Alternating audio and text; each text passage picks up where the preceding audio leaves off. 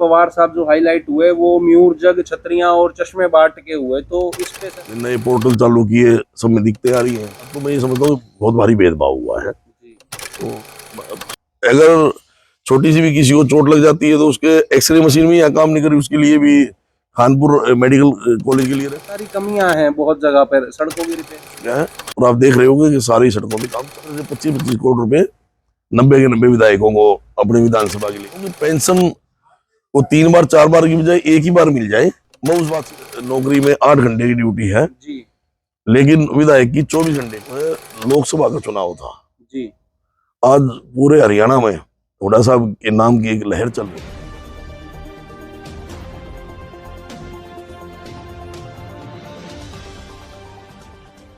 नमस्कार दोस्तों, मैं विशाल वशिष्ठ आपका स्वागत करता हूं हमारे चैनल पर।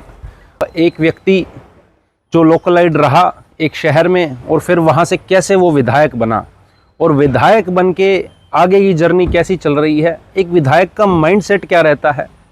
तो दोस्तों अंत तक वीडियो में बने रहें, चैनल को सब्सक्राइब कीजिए, वीडियो को ज़्यादा से ज़्यादा लाइक और शेयर कीजिए। आज जिस व्यक्ति को मैं आपसे मिलवाने जा रहा हूँ, ज़्यादा इंट्रोडक्शन का वो मोहताज नहीं है, नाम ही काफ़ी है और उनका नाम है विधायक माननीय सुरेंद्र पवार जी। तो आइए दोस्तों, ज़्यादा समय ना आपका लेते हुए आपकी मुलाकात कराते हैं सुरेंद्र पवार जी से। सर नमस्कार। सबसे पहले तो स्वागत करता हूं सर मैं आपका हमारे चैनल पर, और आपने समय दिया सर बिजी शेड्यूल में से, तो शुक्रिया अदा करता हूं मैं आपका। बहुत बहुत धन्यवाद। सर एक जो नॉर्मल इंसान होता है उसकी ज़िंदगी और उसके बाद राजनीति में जब इंसान आ जाता है और आप जैसे कि विधायक हैं एमएलए की पोस्ट पे, तो क्या बदलाव सर जिंदगी में आ जाता है? देखिए, राजनीति में आने के बाद ये रहता है कि वो व्यक्ति समाज का होकर पब्लिक का होकर रह जाता है जी और अच्छी बात है ये, क्योंकि राजनीति में रहकर ही आदमी ज्यादा से ज्यादा जो है व्यक्ति समाज का के लिए भला कर सकता है। और किस तरीके से सरकार में लोगों की आवाज उठाया जाए, चाहे अगर वो विपक्ष में है तो भी और अगर वो सरकार में है जी तो किस तरीके से अपने प्रदेश का, अपने विधानसभा का डेवलपमेंट किया जाए, जी तो वो राजनीति में आने के बाद उसके ज्यादा स्कोप है। जी। सर एक जब राजनीति में इंसान आ जाता है तो अपना जो फैमिली का एक समय होता है या रिलेशंस होते हैं, उनकी क्या इन्वॉल्वमेंट रहती है? जैसे कुछ लोग होते हैं भाई हमारे पर्सनल काम करा दिए जाएं, और उस पे क्या ज्यादा ध्यान देना पड़ता है? नहीं, बशर्ते देखिए, हर व्यक्ति पर्सनल काम के लिए भी आता है और सामूहिक काम के लिए भी। जी मैं समझता हूँ कि क्योंकि जो पर्सनल, जो किसी व्यक्ति को जो समस्याएं हैं उनका समाधान के लिए भी वो अपने विधायक के पास जाएगा। जी अगर मान लो वार्ड के काम में तो अपने पार्षद के पास जाएगा, तो और लोकसभा के तो अपने मेंबर ऑफ पार्लियामेंट के पास जाएगा। तो इस तरह से जो है हर व्यक्ति दोनों तरह की बातें हैं कि पर्सनल काम भी चाहता है और सामूहिक काम भी चाहता है। जी। तो बहुत सुंदर आपने जवाब दिया सर, दोनों चीजें जो है निभानी पड़ती है। तो मतलब कहते हैं ऐसा सर, जितनी ऊंची कुर्सी होती है उतने ऊंचे कांटे भी उसके साथ हो जाते हैं। सर आपकी पैदाइश कहाँ की है? मेरी पैदाइश सोनीपत की है। जी यहाँ आजकल वो वार्ड नंबर 10 है, जी सिक्का कॉलोनी, पहले वो वार्ड नंबर 12 होता था। जी तो सोनीपत में ही मेरा जन्म हुआ और सोनीपत में ही मैंने सरकारी स्कूल में 5वीं तक वहीं पढ़ाई की, सिक्का कॉलोनी में। उसके बाद हरियाणा स्कूल में पढ़ा और मतलब +2 तक मैंने पढ़ाई की है। जी। तो सर ये राजनीति में आने का कैसे सफर एक शुरू हुआ? क्या बचपन में ऐसा था कि मैंने इस तरह से जाना है, या कोई आया मन में विचार नहीं, से मुझे कि- पढ़ाई छोड़ते ही मैं अपने बिजनेस में लग गया था। जी लेकिन हमारे वार्ड के लोगों ने कहा कि आप पार्षद का चुनाव लड़ो। उन्हें पार्षद का चुनाव लड़ा और मैं पार्षद बना और बहुत अधिक वोटों से जीता। जी और जो जिस तरह से जो जिम्मेवारियां होती है एक पार्षद की, वो मैंने निभाई। जी और उसके बाद 2014 में इंडियन नेशनल लोक दल ने मुझे सोनीपत विधानसभा से टिकट दिया जी और मैं करीब करीब 30,000 वोट लेकर मैं असफल रहा। जी लेकिन वो असफलता नहीं, मैं ये समझता हूँ कि हार नहीं, वो जीत थी। क्योंकि लोगों ने, सोनीपत के लोगों ने बहुत बड़ा आशीर्वाद दिया मुझे। जी वो कम वोट नहीं थी और उसके बाद भी मैं लगातार लोगों के बीच में बना रहा और समाज की सेवा में लगा रहा। जी। सर एक चीज कुछ लोग कहते हैं अक्सर कि भाई नेता किसी के नहीं होते, और एक पार्टी का इंटरचेंज भी आपका जो है राजनीतिक सफर में हुआ है, तो उसके क्या कारण क्योंकि थे सर? 2019 में वहां तक आते आते आपने देखा होगा कि इंडियन नेशनल लोकदल का टूट चुकी थी, और जो है लोग बिल्कुल एक तरह से पार्टी को छोड़ चुके थे। जी रुझान बिल्कुल लोगों का जो है कांग्रेस पार्टी की तरफ था। जी और जब चौधरी भूपेंद्र सिंह हुड्डा जी ने यहाँ से लोकसभा चुनाव लड़ रहे थे, तो उस समय मैंने कांग्रेस पार्टी ज्वाइन की। जी और 2019 के चुनाव में कांग्रेस पार्टी ने मुझे टिकट दिया, और उस टिकट पर भी मैं ये मानता हूँ कि सोनीपत लोकसभा के लोगों ने मुझ पर विश्वास जताते हुए मुझे इतना भारी आशीर्वाद दिया कि मेरी लगभग 33,000 वोटों से जीत हुई, जी और मैं विधानसभा में पहुंचा।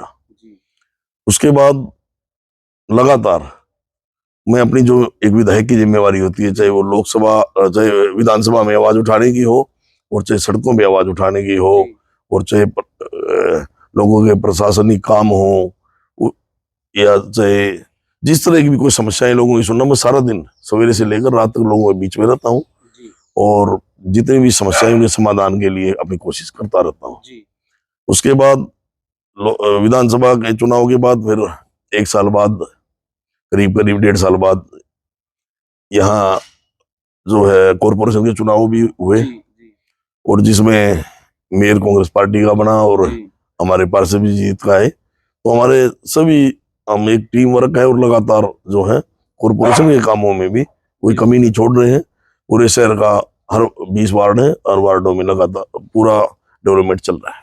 मेयर साहब के साथ भी सर मैंने देखा कि आपके पुत्र हैं ललित जी, उनका इन्वॉल्वमेंट काफी रहा। जब वो राजनीति में मदान जी आए तो हर जगह जाना, और वो साथ दोनों रहा करते थे, तो एक राजनीतिक संबंध भी रहे और पारिवारिक भी, मुझे लगता है संबंध अच्छे रहे आपके। देखिए, क्योंकि हमारी कांग्रेस पार्टी का ही कैंडिडेट हमारा मेयर जीता है, और तो हम सबका फर्ज बनता है कि अपने कैंडिडेट को पार्टी के नाते हमें जिताने का। सपोर्ट करें। हाँ बिल्कुल, और करी, और सभी लोगों ने। जी और मैं तो शुक्रिया अदा करता हूँ कि पूरे सोनीपत को निगम के लोगों का भी, जिन्होंने हमारे कांग्रेस पार्टी को मेयर को जितवाया।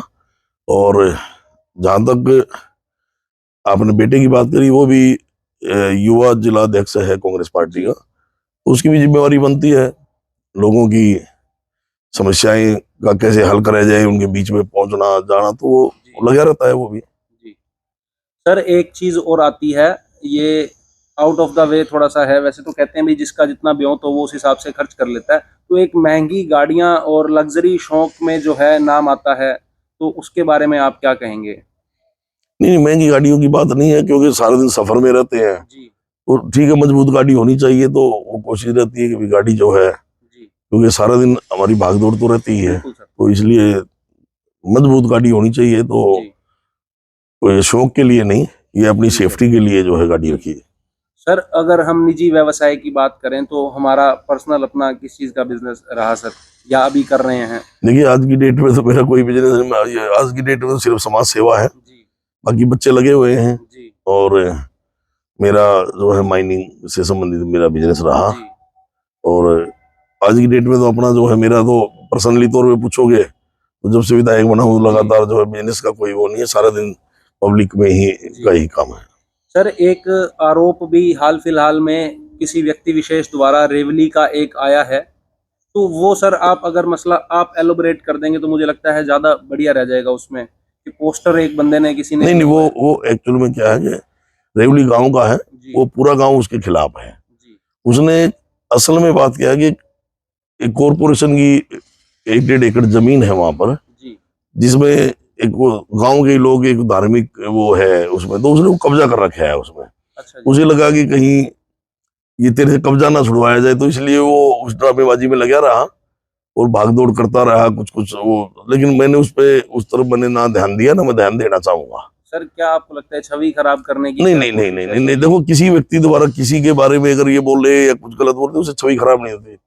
छवि देखनी होती है आम व्यक्तियों ने, जनता ने, लोगों ने। जी तो लोगों ने, सब लोग जानते हैं कि जिस तरह का वो व्यक्ति है, और जो आरोप लगाए वो सबको पता है उसमें। जी तो ऐसा वो कुछ नहीं है कि उसने जो है, मेन जो उसका मकसद है वो है कि वो जिस जमीन को कब्जा किया हुआ है, कि उससे वो छूट ना जाए। अच्छा जी। अपना पर्सनल स्वार्थ कह सकते हैं उसमें। हाँ हाँ, उसके अपने पर्सनल स्वार्थ में, जो कि पूरा उसका गांव खिलाफ, और गांव के पूरे गांव के लोगों ने उसके खिलाफ बार बार कंप्लेंट दे रखी है, जी। थाने में भी है, डी साहब के भी, तो उससे कोई जो है, और मैं तो उससे कभी मिला भी नहीं। अच्छा जी। हाँ जी, हाँ जी। सर भविष्य में कभी पार्टी चेंज करने का ऐसा सोचते तो नहीं? नहीं, बिल्कुल नहीं, क्योंकि मैं कांग्रेस पार्टी का सिपाही हूँ, और जी। कांग्रेस पार्टी का कार्यकर्ता हूँ, और कांग्रेस पार्टी के लिए जो है हमेशा जो है मैं पार्टी में ही, जब तक राजनीति करूंगा, जब जी। तक कांग्रेस पार्टी में ही रहूंगा। अभी सर रिसेंट हुड्डा साहब सोनीपत से सर जैसे चुनाव हुआ था, आपकी तो जीत थी, लेकिन वो असफल रहे थे, तो उस पे भी लोग कमेंट जो है करते हैं।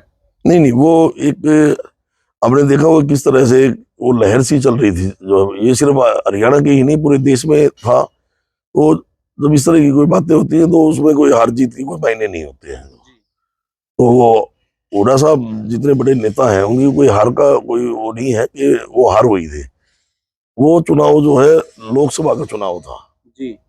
आज पूरे हरियाणा में हुड्डा साहब के नाम की एक लहर चल रही है, बिल्कुल सर। और आप देखेंगे और देख भी रहे होंगे कि जो माहौल है, इस हिसाब से हरियाणा में विधानसभा में 75 से 80 सीटें जो है कांग्रेस पार्टी लेगी, और हुड्डा साहब मुख्यमंत्री बनेंगे। जी। सर अब सोनीपत के विकास की हम बात करते हैं, आप लगे रहते हैं ग्राउंड पे, आप रहते हैं, तो एक क्वेश्चन आता है कॉमन, जैसे आप अभी फिलहाल धरने पे थे और मेयर साहब भी हमारे धरने पे थे, तो ऐसी कौन सी चीजें हैं सर जो विधायक की पावर में नहीं आती हैं, और कौन सी ऐसी चीजें हैं जो आपके कंट्रोल में है, और कुछ चीजें जिनके लिए आप लड़ रहे हैं बशर्ते वो आपके कंट्रोल में नहीं है फिर भी आप लड़ाई लड़ रहे हैं उन चीजों की? देखिए, कई चीजें ऐसी कि कुछ अधिकारी जो काम नहीं करते, जी। लापरवाही करते हैं, जी। तो उसको उसकी बदली कराने की तो पावर विधायक के पास नहीं है ना। अच्छा जी। तो इसलिए अब कामों के लिए अगर वो नहीं छुड़ाई होती, तो धरना देना जो है वो कोई बुरी बात नहीं है। जी। अब अपने विधानसभा के, अपने निगम के लोगों के कामों के लिए अगर काम नहीं हो रही, तो वो धरने पे हमारे मेयर, डिप्टी मेयर या पार्षद बैठे थे, बल्कि बीजेपी के भी लोग बैठे थे उसमें। जी। तो मैंने उसका समर्थन किया था, और वो ठीक था। वो कोई ये नहीं है कि कोई उसमें राजनीति थी, उसमें ये था कि लोगों के काम हो। जी। सर विधायक की भी क्या सर, जैसे प्राइवेट जॉब वाले जाते हैं अंगूठा लगता है, पंचिंग होती है, या सरकारी एम्प्लॉय भी हैं तो हाजिरी लगती है, तो क्या विधायक की भी सर? बिल्कुल, विधायक की भी जब विधानसभा में जब सेशन चलता है, तो जी। वो हर सेशन में डेली जो है हाजिरी लगती है। अच्छा जी। और हमारे जो भी जितने विधायक हैं, जो विधानसभा की जो कमेटियां बनी हुई हैं, जी। उसमें जब जाते हैं, तो उसमें भी हाजिरी लगती है।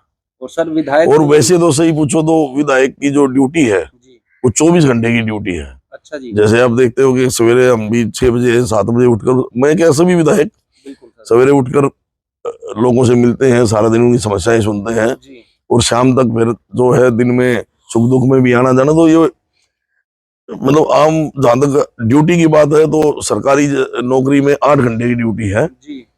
लेकिन विधायक की 24 घंटे की 24 ड्यूटी है। घंटे की ड्यूटी है। सर क्या साल के कुछ 365 दिन में से कुछ अवकाश भी विधायक ले सकता है, कोई छुट्टियां होती हैं? नहीं, ले सकता है, लेकिन वो ले नहीं पाता। लेना चाहे तो भी नहीं ले पाता। क्योंकि सामाजिक कार्यक्रमों हाँ में जी, भी क्योंकि जाना आए पड़ता दिन सब सारा दिन सुख दुख में जाना तो रहता ही है ना। है। जी। तो इसलिए मैं ये समझता हूँ कि विधायक की कोई छुट्टी नहीं होती है। जी। सर एक और सवाल आता है, ये जनता का सवाल है कि भाई विधायक को पेंशन भी मिलती है, सैलरी भी आती है, चाहे वो एक बार जीते, और अगर वो 2 बार या 3 बार जीत जाता है तो 3 बार पेंशन बन जाती है। हाँ, मैं ये समझता हूँ कि पेंशन वो 3 बार 4 बार की बजाय एक ही बार मिल जाए, मैं उस बात से सहमत हूँ। जी। और जहां तक पेंशन की बात है, वो ये है कि विधायक रिटायर होने के बाद भी है, अगर वो विधायक नहीं रहे, तो लोगों का आना जाना, तो जिन विधायकों का कोई अपना बिजनेस नहीं है, जी। तो लोगों से मिलने में कहीं मतलब उनका खर्चे भी होते हैं। जी। जो लोग आते हैं, उनका चाय का, पानी का, और विधायक का खुद का खर्चा, तो वो ठीक है कि उस पेंशन से उसका गुजारा चलता रहे विधायक का। जी। तो मैं ये समझता हूँ कि एक पेंशन ठीक है। 3-4 नहीं होनी चाहिए, हाँ, वो इस चीज 3-4 को नहीं होनी समर्थन चाहिए। हाँ करते हैं, हाँ वो हाँ चीज गलत है। हाँ सर एक जो सड़कें बन रही हैं उसमें भी क्या विधायक का, एमएलए का इन्वॉल्वमेंट रहता है? हाँ। जो सड़कों की बात है, अगर मान लो कहीं काम नहीं हो रहे, तो उसका विधानसभा में हम सवाल लगाएं और विधानसभा में आवाज उठाएं, तो वो रहता है। और इस बार जो है सरकार की तरफ से 25-25 करोड़ रुपए 90 के 90 विधायकों को अपने विधानसभा के लिए दिए गए हैं। हमारे सोनीपत विधानसभा के भी 25 करोड़ रुपए आ चुके हैं, टेंडर लग चुके हैं और काम शुरू हो चुका है। और आप देख रहे होंगे कि सारी सड़कों पे काम चल रहा है। सर अब कई जगह सड़कें ऐसी हैं, मैंने देखी हैं हाल फिलहाल में, एज अ मीडिया पर्सन मैं गया तो वहाँ पैसा तो मैं समझता हूँ कि आपने दिलवाया, लगा रहे हैं वहाँ पर पैसा, बट वहाँ पर बहुत सारी कमियां हैं बहुत जगह पर सड़कों की रिपेयरिंग में, तो उस पे क्या स्ट्रिक्ट एक्शन आप नहीं, लेंगे? मैं बिल्कुल उसमें ध्यान दे रहा हूँ, लगातार मैं भी जाता रहता हूँ, चेक करते रहते हैं। जी और कोशिश यही रहेगी कि सड़कें अच्छी बने और महीने या 2 महीने के अंदर पूरे सोनीपत विधानसभा की सारी सड़कें बन जाएंगी। जी।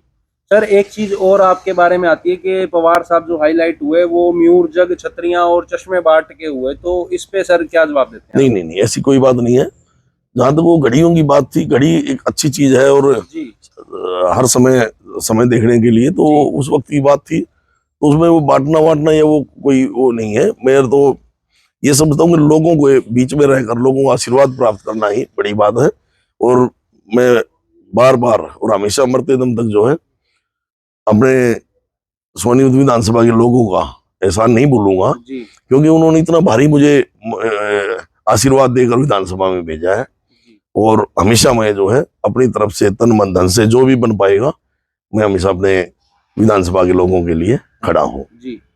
सर बहुत सारे लोग हैं वो देखते हैं राजनीति या नेताओं को देखते हैं तो उनके मन में विचार उठता है भाई मैं भी विधायक बन जाऊं, तो एक बार मैं चाहूंगा कि आप बताएं कि भाई ये कांटों का ताज है या वो भगते हुए शोले हैं उन पे चलना है, किस प्रकार नहीं का नहीं, ये वो मैं सफर है? ये भी नहीं कहूंगा कि कांटों का ताज है, और ये भी नहीं कहूंगा कि ये जो, मैं ये कहूंगा कि अगर जब मन में भावना है जी कि हमें समाज की सेवा करनी है, लोगों के काम करने हैं, लोगों के, तो उसमें ठीक है, अपनी तरफ से करते रहना चाहिए। और राजनीति में अगर और ज्यादा कर सकता है व्यक्ति, तो राजनीति में आना या विधायक बनने का सपना देखना कोई बुरी बात नहीं है।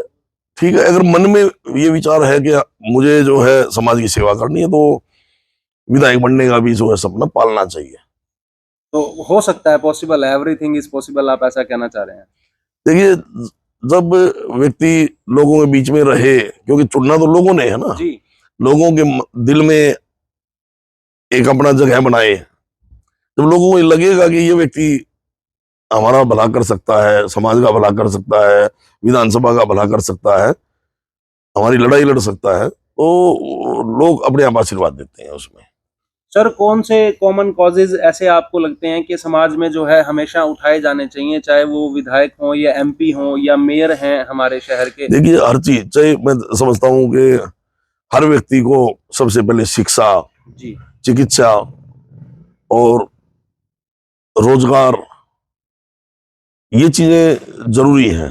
तो उसके लिए मैं समझता हूँ कि चाहे विधायक है या चाहे मेंबर ऑफ पार्लियामेंट है, सबको उसके लिए ज्यादा से ज्यादा कोशिश करनी चाहिए कि किस तरीके से हमारे जो है समस्त सेवाएं लोगों को अच्छी सी मिले, जी पढ़ाई अच्छे कर पाए बच्चे, उसके लिए स्कूलों की व्यवस्था जो है अच्छी होनी चाहिए। जी और फिर जो युवा हैं, युवाओं के लिए रोजगार की व्यवस्था होनी चाहिए। जी तो इस तरह से जो है, और जो गरीब लोग हैं जिनके पास मकान नहीं है, तो मैं समझता हूँ कि उनके लिए मकान के लिए भी व्यवस्था करानी चाहिए। ये जी सरकार की जिम्मेवारी बने, और विधायक या एमपी जो भी हैं, वो उस काम को पूरा कराने के लिए अपनी भरपूर कोशिश करें। ये कहीं का भी विधायक या एमएलए हो, कहीं के भी हो, तो बिल्कुल सबके लिए कॉमन कोड है। बिल्कुल। सर अगर हम सोनीपत की बात करें तो जो सरकारी अस्पताल है मोस्ट ऑफ द टाइम हम देखते हैं वहाँ पे मशीनें वगैरह नहीं होती हैं। नहीं, कुछ भी नहीं है।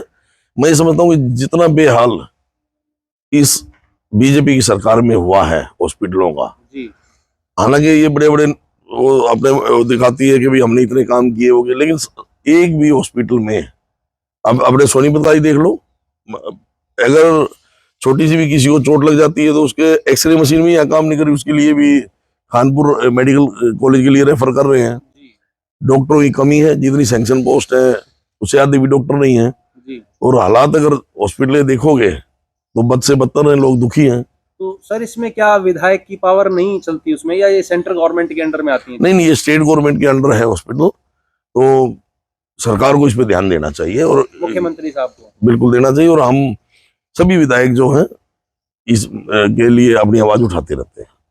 सर जब सरकार, जैसे हमारी हरियाणा में बीजेपी की है मुख्यमंत्री और जिले में जो है आप कांग्रेस से हैं, तो उसमें क्या क्लैश रहता है कभी? कम सपोर्ट क्या ऊपर से आता है, ऐसा होता है? नहीं, मैं तो ये समझता हूँ कि जो अब लग रहा है तो हरियाणा में कहीं भी कोई काम नहीं हो रहा। जहाँ बीजेपी के विधायक भी हैं, आप और भी विधानसभा में देखेंगे तो लोग दुखी हैं। सरकार को जो जिस तरीके से काम करना चाहिए था उस तरीके से काम हो नहीं पा रहा। जितने भी ये नए पोर्टल चालू किए सब में दिक्कतें आ रही हैं। जी और आज लोग जो हैं, आपने देखा होगा, जो फैमिली आईडी के हैं उसके लिए लोग दुखी हैं। जी प्रॉपर्टी आईडी के लिए लोग 3-3 महीने से धक्के खा रहे हैं। अपनी परेशानियां चल रही हैं, लोग परेशान हैं। सर, युवा पीढ़ी को आज की आप क्या संदेश देते हैं कि किस तरह से जो है जीवन यापन करना चाहिए? आजकल जो है जल्दी अमीर होने की एक होड़ है, सभी नेता बनना चाहते हैं सर, सभी बड़ा बिजनेस अपना सेटल करना चाहते हैं और दूसरे को देख के उत्तेजित तो हो जाते हैं, पर काम उस दिशा में किस तरह से करना है उसमें मार खा जाते हैं। देखिए, युवा पीढ़ी के लिए मैं यही कहूंगा कि दिल लगा के, मन लगा के खूब अच्छे से पढ़ें। जी और क्योंकि कंपटीशन का जमाना है, जी अपनी तैयारी करें। और अगर असफल हो जाए तो भी निराश ना हो, जी दोबारा से मेहनत करें। लोग एक बार सफल नहीं होते, 2 बार, 3 बार, 4 बार कोशिश करेंगे तो कोशिश करने वालों को कभी हार नहीं होती, सफलता मिलेगी। जी और मैं यही कहूंगा कि युवा पीढ़ी को सबसे बड़ी बात तो यह है कि आज जो नशे की बात है, तो नशे की तरफ बिल्कुल ध्यान नहीं देना चाहिए जी और अपने स्वास्थ्य की तरफ ध्यान दें।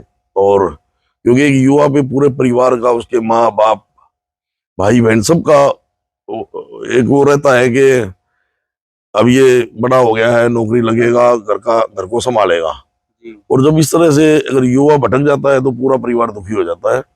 मैं युवाओं को यही संदेश दूंगा, क्योंकि कि माँ बाप जो है हमारे बच्चों को पढ़ा लिखा के उस पर बहुत उम्मीदें होती हैं। जी तो युवाओं को जो है नशे से दूर रहना चाहिए और अपनी कोशिश करनी चाहिए नौकरी के लिए। सरकारी मिले सरकारी करें, प्राइवेट मिले प्राइवेट जॉब जी करें, तो काम की तरफ ध्यान देना चाहिए। जी सर, अब अगले साल चुनाव हैं विधानसभा के और लोकसभा के भी चुनाव हैं, तो कोई सर ऐसा कार्य जो आपको लगता है कि अभी मैंने अगले साल से पहले इसे कंप्लीट कर देना है, कि दोबारा चांस आता है या नहीं आता ये एक अलग विषय हो जाएगा, पर मैं जब तक 1 साल हूं भाई ये काम मैं करके जाऊंगा, ऐसा कौन काम आपका देखिए, बाकी रह गया हो? मैं बताया ना कि चाहे निगम के काम हैं, लगातार जितने भी निगम के मीटिंग्स होती है उसमें हम सारे, ये है कि किसी वार्ड में कोई काम की कमी ना रह जाए यार, मीटिंग में मैं पहुंचता हूँ। जी और सड़कों के थे, आपने देखा होगा, सड़कों के भी काम जो है अभी चल रहे हैं। जी बाकी जो जितनी समस्याएं उनकी आवाज में लगातार विधानसभा में उठाता रहता हूँ और उठाता रहूंगा। जी अपनी तरफ से मैं कोई भी कमी नहीं छोड़ रहा और ना ही छोड़ूंगा। कोई ऐसी निशानी सर छोड़ के जाना चाहते हो आपके, भाई हाँ ये चीज जो है सुरेंद्र पवार विधायक हैं तो ये चीज उन्होंने करी है डेवलप, सोनीपत में जो ना हुई हो, ऐसा कोई सपना आपको लगता हो, आपके देखिए, मन में आया हो? अब मैं जो ये बताना चाहूंगा कि बहुत जल्दी हरियाणा में जो है कांग्रेस पार्टी की सरकार बनने जा रही है। जी और जब सरकार बनेगी, जो जो डेवलपमेंट की चीज है, जी अब जिस तरीके से अब सरकार ने जो है सोनीपत को मेट्रोपॉलिटन सिटी घोषित किया है, जी तो उस पर किस तरीके से काम हो, जब सरकार आएगी में ज्यादा से ज्यादा अपनी हम कोशिश करेंगे उस काम को सिरे चढ़ाने की। जी जहां तक कि सरकार की बात, आपने देखा होगा कि मेट्रो 2014 में इन्होंने कह दिया था कि मेट्रो आएगी, बिल्कुल सर, अब तक और नहीं आई 17 में तो वो पास भी होगी थी, कुंडली तक अब तक नहीं आई। जी इन्होंने रैपिड ट्रेन की बात करी, अब करनाल तक पहुंचा दी, जबकि धरातल पे कोई काम नहीं है, कोई जी बजट नहीं दिया। तो इस तरीके से बहुत चीजें हैं जो होनी चाहिए थी, जो नहीं हुई। लेकिन मैं प्रयास कर रहा हूँ और मैं ये समझता हूँ कि आज से 10 महीने 11 महीने बाद जब हरियाणा में जब कांग्रेस पार्टी की सरकार बनेगी तो वो सारी कमियां दूर हो जाएगी। सर, मेरठ तक का तो एक इन्होंने प्रोजेक्ट कंप्लीट करा है, अब हाल फिलहाल में काफी चर्चा हुआ है, तो देखिए, इसलिए था सर कि भाई वहां पर जो है बीजेपी शासित है और सेंटर भी बीजेपी शासित है, क्या ऐसा लगता है आपको? देखिए, ये डिपेंड करता है हर स्टेट के मुख्यमंत्री पे कि किस तरीके से अपने स्टेट के लिए जो है काम किया जाए। तो सोनीपत के साथ तो मैं ये समझता हूँ कि बहुत भारी भेदभाव हुआ है। जी तो लोग इस चीज को देख रहे हैं कि सरकार ने जो काम करना चाहिए था वो नहीं किया। आपकी सर एक्चुअल उम्र कितनी हो गई है आज की डेट में? मेरा 8 अक्टूबर 1968 का जन्म है और मैं 55 साल का हो गया हूँ। तो सर अभी रिसेंट एक ब्लड डोनेशन का प्रोग्राम हुआ था शहर में, तो वहां पर लोगों ने खून दे करके जो है ना भगत सिंह जी की चित्र एक बनाया था, तो ये एक जर्नल वैसे पूछ रहा हूं मैं आपसे क्वेश्चन कि क्या खून से चित्र बनाना और एक दिल में भावना होना, दोनों चीजों में फर्क है? नहीं, देखिए, उसमें युवाओं का था कि हम शहीद आजम भगत सिंह जी के लिए एक एक बूंद, उसमें कम से कम 300-400 युवाओं ने जो है थोड़ा थोड़ा ब्लड दिया कि जिससे हम एक पेंटिंग बनाए जो एक यादगार रहे। और एक तो ये युवाओं की सोच थी और उन्होंने ही मिलकर ये वो पेंटिंग बनाई थी जी। क्योंकि सर ब्लड बड़ा जो है सेंसिटिव मामला है, 1 यूनिट से 3 लोगों की सर जान बचाई जा सकती है उसमें। तो मैं समझता हूँ ऐसा कि मन में भावना होना ज्यादा अच्छी नहीं, मन में भी भावना होनी चाहिए और मन में है लोगों के सभी उन युवाओं ने जिन्होंने अगर एक एक बूंद अगर वहां पर वो ब्लड देकर वो जो पेंटिंग बनाई, तो आप ये समझिए कि वो बहुत बड़ी भावना उनके मन में जी। शहीद आजम भगत सिंह जी के लिए उनके दिल में वो भावना है, जी तभी तो उन्होंने एक एक बूंद जो है ब्लड देकर और वो पेंटिंग बनाई है। जी। 2 मिनट। सर एज अ विधायक के तौर पे धर्म को किस नजर से देखते हैं? धर्म क्या है? देखिए, जिस भी धर्म में जिस व्यक्ति की आस्था है, अपने धर्म को भी माने और हर धर्म की इज्जत करे। और हर कोई धर्म बुरा नहीं होता। मैं ये समझता हूँ कि हर धर्म को इंसान को, मतलब जिस धर्म को वो मान रहे हैं उसको भी माने और सब धर्मों की एक जो है इज्जत करनी चाहिए। जी मैं ये समझता हूँ कि हम भारत के निवासी हैं, सबसे पहले तो हमारा धर्म जो है हम भारतीय हैं। जी दूसरा फिर जो व्यक्ति जिसकी भी जो भावना हो, क्योंकि आज इस देश में आप देखते होंगे कि सभी धर्मों के लोग रह रहे हैं, जी हिंदू, मुस्लिम, सिख, ईसाई, बौद्ध, जैन और भी जो है अलग अलग पंथ भी लोग मानते हैं। पारसी हैं, सिख हैं। तो मैं समझता हूँ कि ये देश हर व्यक्ति का है। हर व्यक्ति के मन में अपने धर्म के बारे में भी और देश के बारे में एक भावना, एक जज्बा रहना चाहिए। सब धर्मों का सम्मान करना आप कहना चाहते हैं? जी सर आज बहुत समय आपका मैंने ले लिया और मैं शुक्रिया अदा एक बार फिर से आपका करता हूं। और यही मेरी मनोकामना है, जिस हिसाब से आप लगे हुए हैं समाज सेवा में, समाज का सपोर्ट आपको रहे सर। बहुत बहुत धन्यवाद। धन्यवाद।